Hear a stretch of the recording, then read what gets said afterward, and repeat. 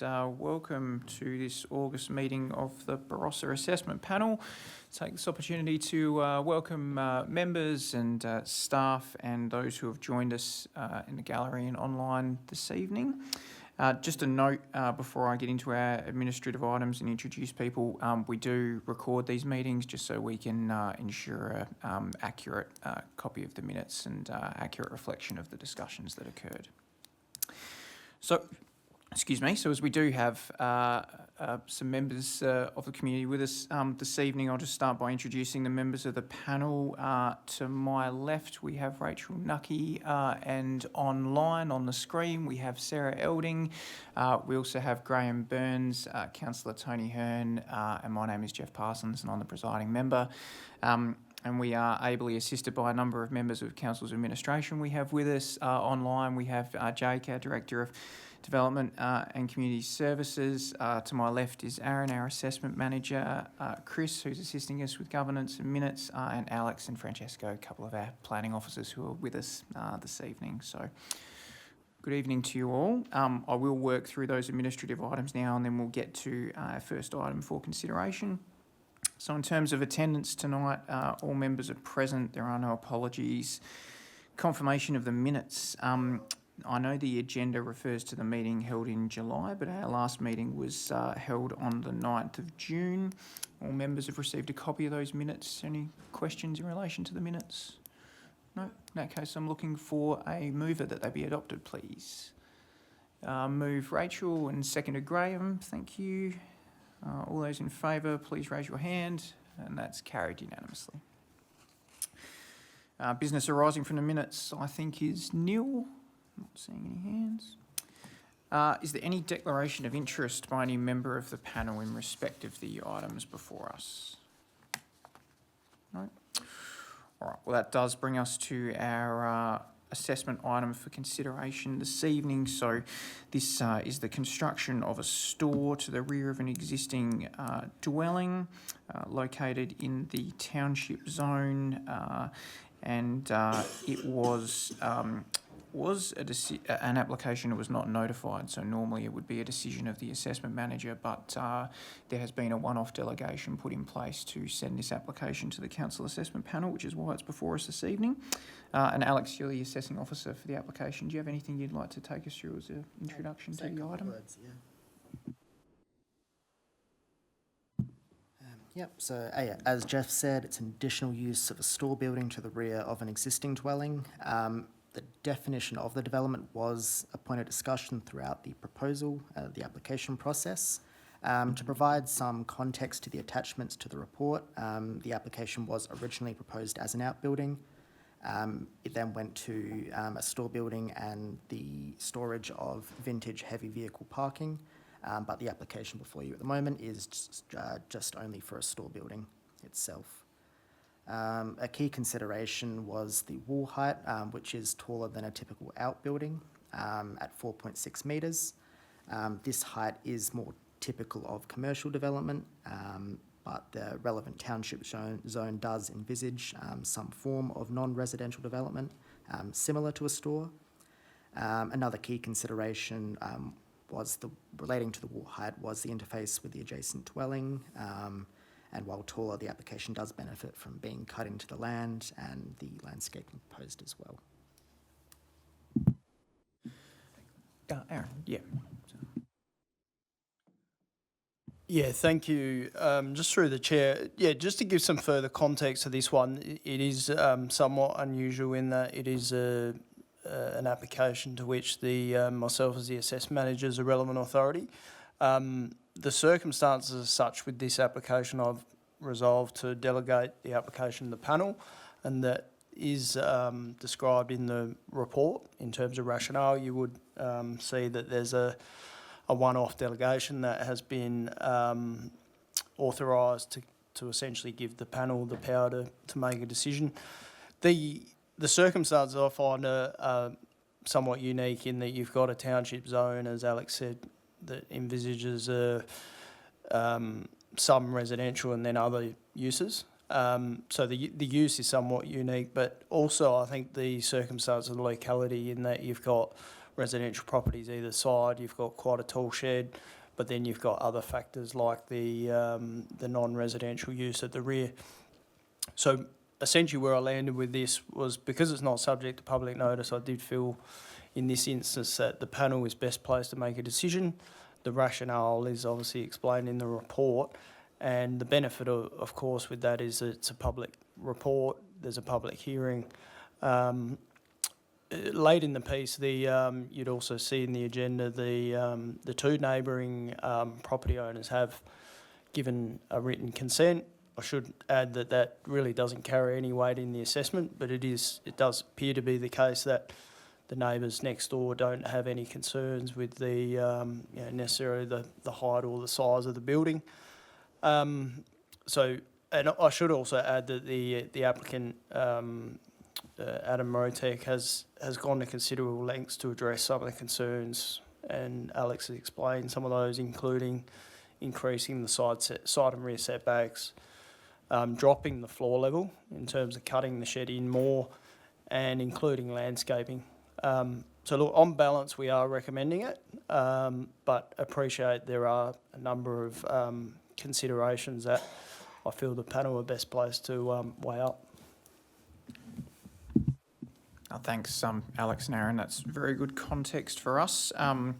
Now, as I said, members, this didn't need public notification, but I know we do have the applicant, Adam Rotek, on behalf of the owner, who's with us online this evening. So I'm sure Adam would be happy to answer any questions.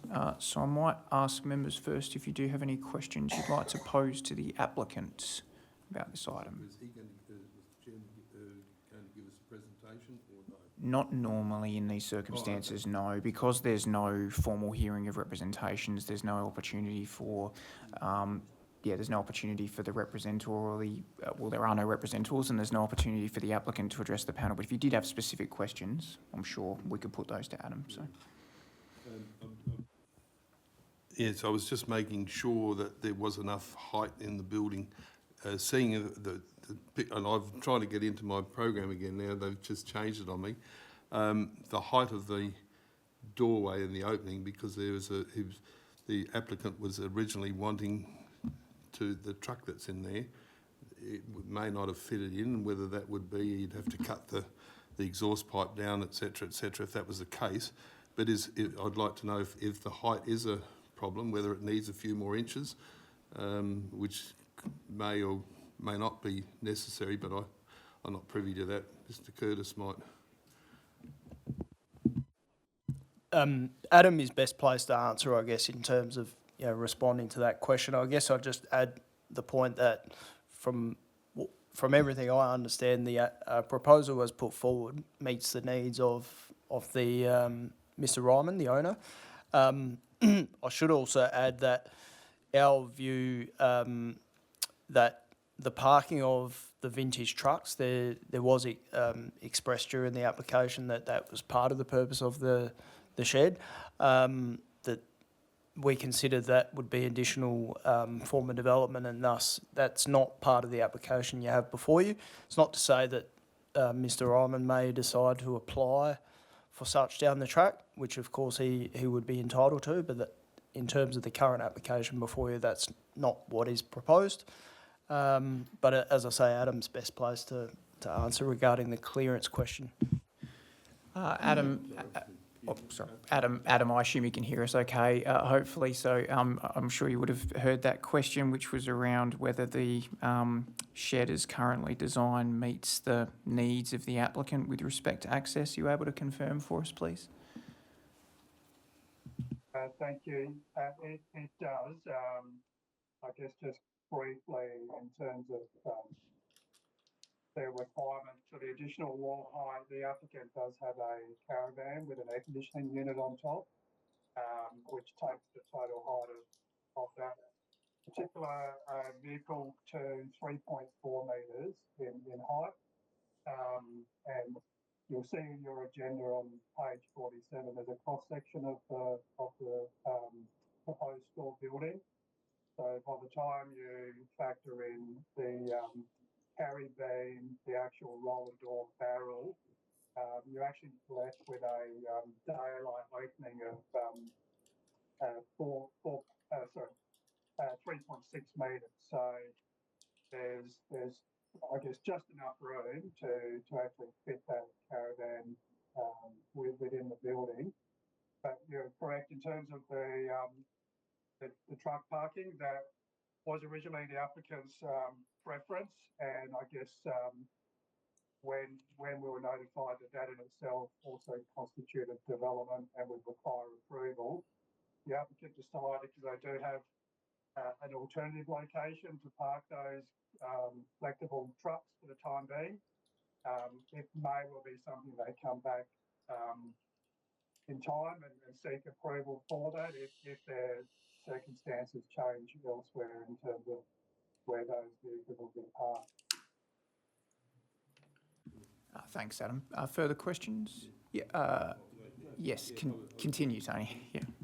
Yeah. Yeah, thanks, Mr. Chairman. Yeah, so that was the thing that I looked at. There's only 20 centimetres difference. It's not a great. So is there any opportunity that we could perhaps go up at least another 10, or are we not needed to do that? Because that is of concern with caravans and everything else. I know years ago I had to apply through the council when we were up in the Anguston, and same sort of deal. Vehicles are bigger, heavier, and all sorts of things. So I was just wondering, while we're doing it, could we, if the neighbours are not unhappy, would it be a problem increasing it by, say, 10 centimetres or so?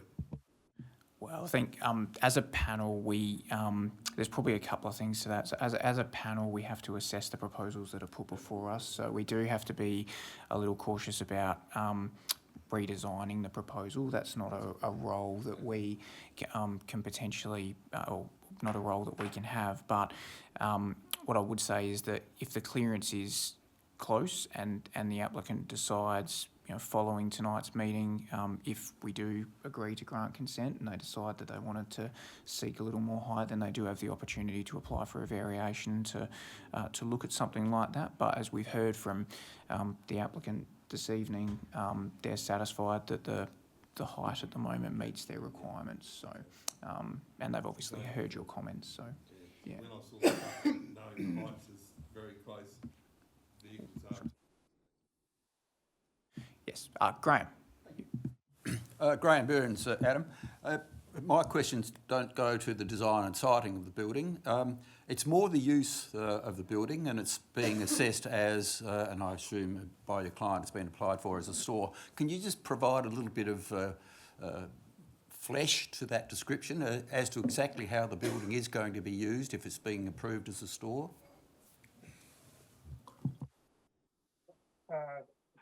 For my client, I guess their sort of personal circumstances are that they've run businesses locally, and they're actually now transitioning to employment. But he has been a collector all his life, so he does have, as we've spoken about, trucks, but also other collectibles. So essentially, he's looking to rationalise some of these collectibles. It's all of a personal hobby nature, but they are larger items, and hence the need exists there for a larger building. So I think a little bit as per the report, the use of the building will be more akin to, I guess, an outbuilding in a residential context, but the scale of the building is more non-residential in nature. I look at it a little bit like the trend that we're seeing now everywhere, where you have trading sheds going up.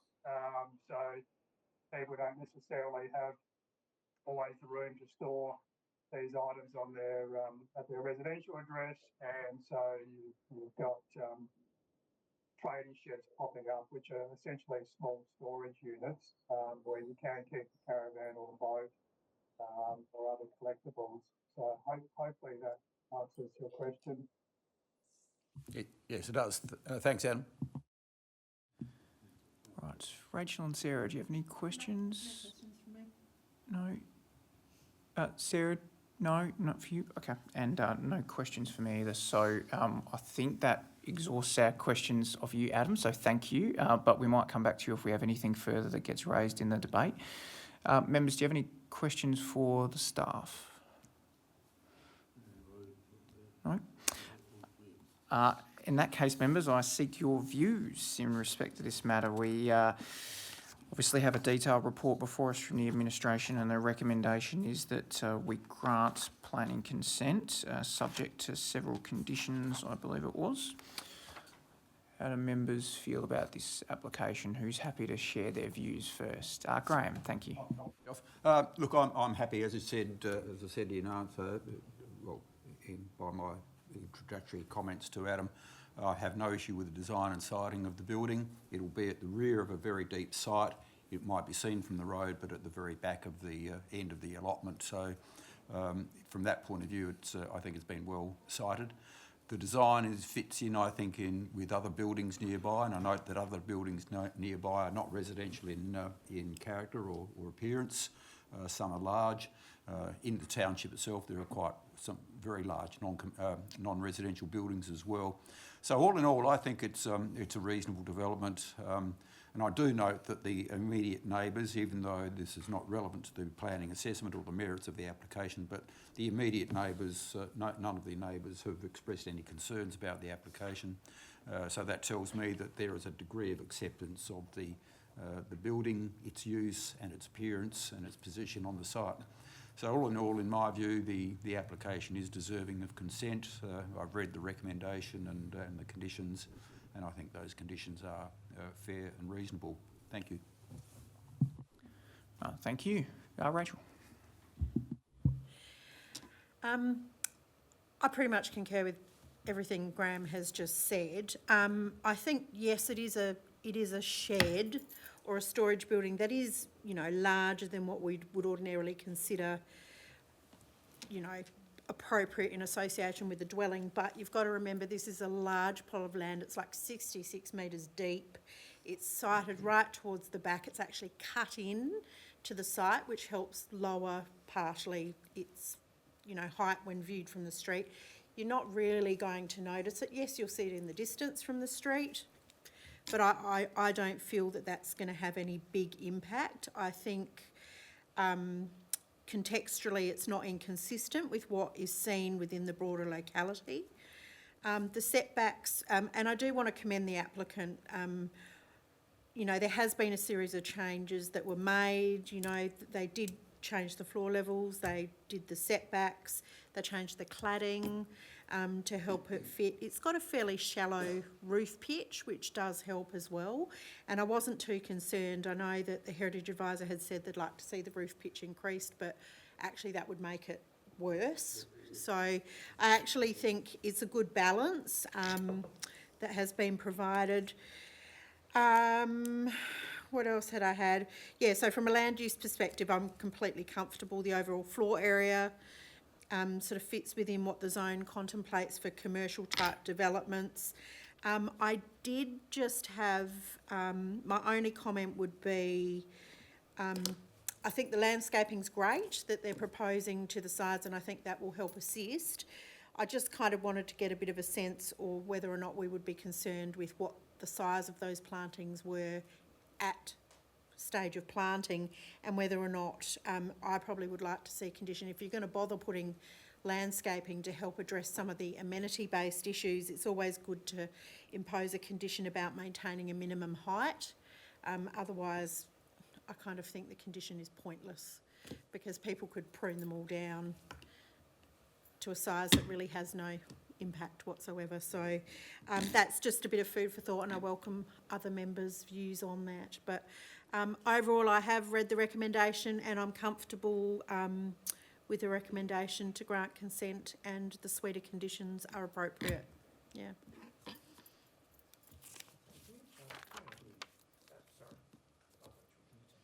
Oh. That's all right. Do you want me to go? Yeah, got it. Do you want me to go next? Yeah. No, you're right. I think I've got a red dot. Thank you. Yes, sorry, Sarah, I couldn't get my microphone to turn on. Yes, happy to hear from you next, I think, while we were sorting out microphones, and then I'll come to Tony. So, yes, to you, Sarah. Yeah. Look, I mean, I agree with obviously Rachel and Graham. I originally had some concerns regarding the swims infrastructure and the separation distances of the swims infrastructure. And I think that, you know, whilst the plans avoid the area of effect, I think that's something maybe when you go to building, just to make sure that they do keep that area clear. I would hate for you to disrupt that infrastructure, be a costly exercise. Look, I have no issues with any of the wall heights. I agree that the roof pitch is quite disconcerting. You know, and whilst it's a larger, I guess, shared outbuilding, for what's a better term, I still think the use is relatively low impact. There is also no overlooking, no overshadowing, or any of those sort of issues that we do see with large scale buildings like this. I also think that, yes, and agree with Graham's sentiment that, yes, while it's visible from the street, it still really is relevant, a relatively low impact. It's set that far back at the back of the lot. And I think that the choice of colour scheme is also respectful to the surrounding locality and dwellings. I think well done on getting those setbacks, and I think they're sufficient to accommodate those rainwater tanks to manage that runoff, whilst also giving some consideration to those adjoining neighbours to the rear of the property. And I'm also confident that the use won't extend beyond the intent as outlined in the report. Thanks, Sarah. Thanks. Thank you. Tony? Thank you, Mr. Chairman. I agree with everything. There's not much left for me to say, really, other than I think it's good that the planning has gone into it and they've adjusted their plan to not only suit council as well. Council have accommodated them. I think Sarah mentioned the rainwater tanks at the back, and that was the only thing I thought. They're not going to be very big rainwater tanks. They have to be specially made if that's what they're going to do in 2 metres. But overall, I think because I can't see anything wrong with the whole development. They've cut into the mound at the back, or the fall of the block, or the rise of the block, which is commendable. So I think overall they've just met all the criteria, and I'll give them credit for that. Thank you. And yeah, look, I have similar views, members. You know, context is everything, right? And if it was an outbuilding of this size in a neighbourhood zone or a historic area or something like that, it might well is historic, you know. But in an area like this, where there is different land uses that surround the site, there are similar sized outbuildings. I think it, you know, shows enough merit to warrant consent. I think in those circumstances, I guess the heritage element did concern me a little bit. I think there is a argument that outbuildings historically did have those taller roof pitches, and to fit in with the character, that would be reasonable. But I understand the impacts would be more to the neighbours in those circumstances. So, you know, on balance, I was also satisfied that it was reasonable, and I thought the landscaping and the setbacks will assist in getting a beneficial visual outcome. So it sounds as if we're all in agreement.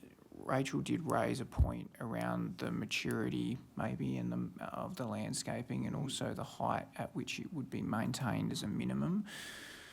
How do other members feel about that? We've got the standard, I think it is the standard landscaping condition on there at present. How do other members feel? Do you want to see some amendments in that regard, or are we satisfied? It's open for us to discuss. Yeah, great. I respect what Rachel's saying about the landscaping, but I think given the circumstances of this application and its location, and what is proposed, that is landscaping to the 3 sides that would be visible from angles not from the main street, from other directions, I think what is proposed is adequate, bearing in mind that the smaller the species when planted is generally the more resilient and likely to survive than otherwise might be the case. If, for example, you plant a mature species, you have a dry season or extended dry period, those taller ones might be less likely to survive. So I'm happy with the smaller plant species and the type of species that are proposed here, being the size that they are to be put into the ground. I think with the condition that provides for initial watering at the initial stage of planting to ensure the plants survive that what might be a dry season or dry period coming up will be adequate. But look, if the panel's minded to adopt the views that Rachel's or suggestions that Rachel's made, I'd be happy with that as well. But I'm just not convinced that it's necessary in the circumstances. Thank you. Any other views? We will get through our first two recommendations first. All right. Well, perhaps we'll move through those, and then I'll see if there's someone prepared to move the recommendation.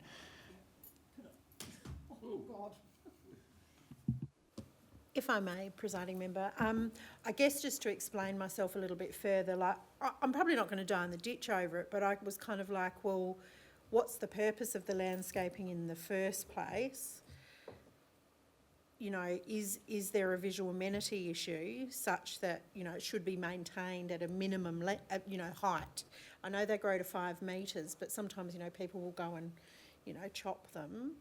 So I guess I was just trying to get to the crux of, well, what was the purpose of the landscaping? And that might be something perhaps that the assessing officer may be able to help us with, just to see whether or not that condition is even warranted. So, yeah, just to kind of understand what was the purpose of the landscaping. I think I might just add, I guess from my experience, like probably the biggest risk is that the plantings go in and they're not of an appropriate size. Like, for example, you use tube stock. There's even though they can be more resilient, and it also comes down to the timing of when you put them in, obviously. So, but the probably the biggest risk is when you see them planted and there's a level of attrition, you know, when they don't get to the point where they're really achieving the effect that you wanted. I think it's less common that you see people lop or prune landscaping back. Generally, the type of landscaping that's sort of shown here, when it's done, gets left to its own devices and ends up providing the effect that you want. So it could simply be a situation where the condition is amended to refer to advanced growth or something to that effect without being prescriptive about the size. I mean, where needed, we will ask for more detail around, like, I guess more for commercial type developments where we actually get landscape plans that give us pot sizes if you want to be more precise. But with something like this, it might simply be a reference to advanced growth, so we don't end up with tube stock, basically. But that's just a suggestion. At the end of the day, it's up to the panel. Right, members, well, maybe before we get to that, let's work through our recommendations in order. So we have the first recommendation is that the proposal is not seriously at variance with the Planning and Design Code. We have someone prepared to move that. Rachel, thank you. Is there a seconder? Tony, thank you. I am keeping an eye on the screen, Sarah. I think Tony just beat you to it. So all those in favour, please raise your hand. And that's carried unanimously. And next recommendation is that the proposal does not offend the principles of the Character Preservation Act. We have someone prepared to move. That is the case. Sarah, thank you. You're moving. Is there a seconder? Tony, thank you. All those in favour, raise your hands. That is carried unanimously. And now we have our third recommendation. So that is that the proposal is granted consent subject to the conditions that are listed in our agenda. I guess on the landscaping matter, while I understand this, it could be a matter of interpretation, I am comforted by the fact that the condition refers to, you know, the landscaping shall be maintained and nurtured at all times. Now there's an argument about, you could argue it is being maintained if it's lopped off at the fence line, but I think that the other interpretation is that the documentation refers to a species that gets to 5 metres in height, and with the condition referring to it being maintained, maybe that's sufficient with any diseased and dying plants being maintained, replaced, sorry. But it is open to the panel. So maybe I'll ask, is there someone prepared to move the recommendation as it currently stands or an amended version? And I'll throw it open to you, members. If I'm allowed, we'll let one of the other members do. So move as it stands? Yeah, okay. So Tony's moving the recommendation as it currently stands. Is there a seconder? Graham seconding. I'll put that. All those in favour, please raise your hand. and that's carried unanimously. So for the benefit of those who have joined us, Adam, the application has received planning consent. It is subject to the conditions as noted in the agenda. Obviously, as you're well aware, building consent, development approval will still be required. If you do have any questions around the process from here or next steps, feel free to contact Alex or Aaron. They'll be happy to talk you through it. We do have one more item on our agenda to work through, so you're welcome to either stay with us or leave us at this point. Thanks for your contribution. We really appreciate it. So thank you for the opportunity. Thank you. Good night. Now, members, turning to our agenda. There are no reviews of the decision of the assessment manager, no panel update reports, and that takes us to other business, and we do have the quarterly report from the assessment manager. Do you have anything you'd like to say in respect to this item, Aaron?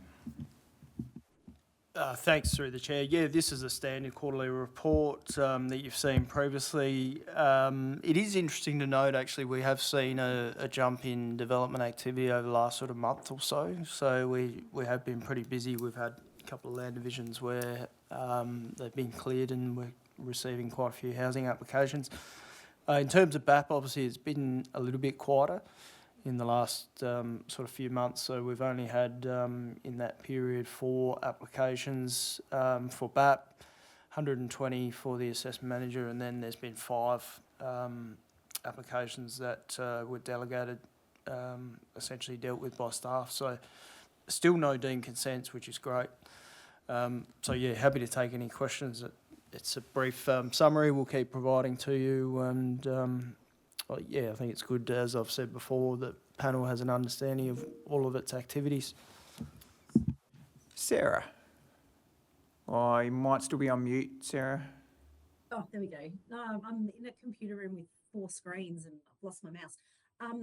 What I'm really curious, it's quite a substantial number, Aaron, in terms of that planning applications. Are they mostly dwellings?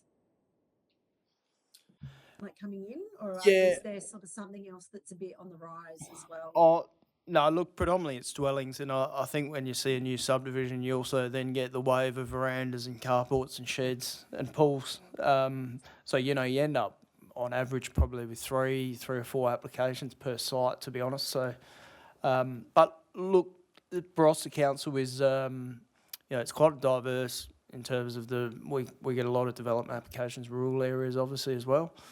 So whilst a lot of it's residential, there is also a mix of others as well. I think also highlights that in the system we're in now, there is probably, we've seen probably a slight reduction in the number of applications that are notified. And so I think it would be an interesting situation to go back now and assess, now that we've been into the new planning system for, a good 5 or more years, to see where we're at now in terms of more broadly about the sort of division of applications, how many are dealt with by the panel as a proportion of the total. Because I sort of feel like maybe now in Barossa it's probably dropped slightly, and partly that's because there's less public notice. Are you seeing, sorry, I'm hijacking the meeting, are you still seeing reasonable numbers in terms of changing land use from like dwellings to tourist accommodation? Like, is that, because I know we changed the delegation, so obviously we wouldn't see them, the BAC wouldn't see them, but are you still getting those through the system? Yeah, we are.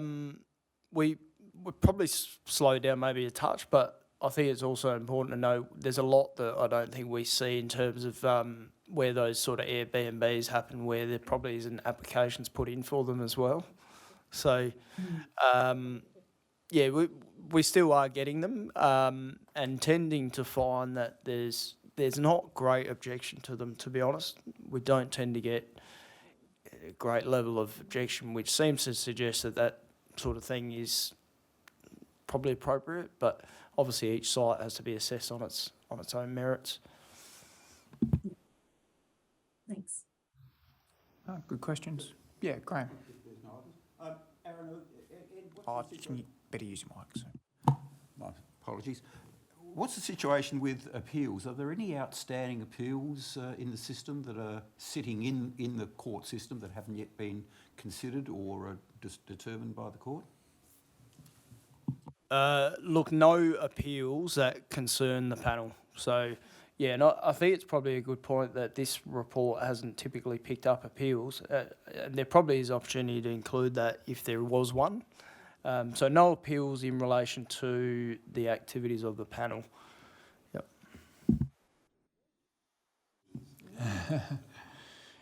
Any further questions, members? No. In that case, we have the recommendation the report be received. Someone prepared to move? Graham, thank you. Is there a seconder? Seconded. Tony? Yep, excellent. All those in favour, please raise your hands. That's carried unanimously. Thank you. Is there any other business from any member? No? Other business from the staff? Aaron? Yeah, thanks through the chair. I might just also add that the time is actually coming around for the end of the term of the current panel. So, which is at the end of, I believe, at the end of this year. So we will need to start turning our mind to that. So I've only just started talking to Jake about, about where we're heading moving forward. So I think I just wanted to flag it at this point, and then we'll come back to you with some more information shortly.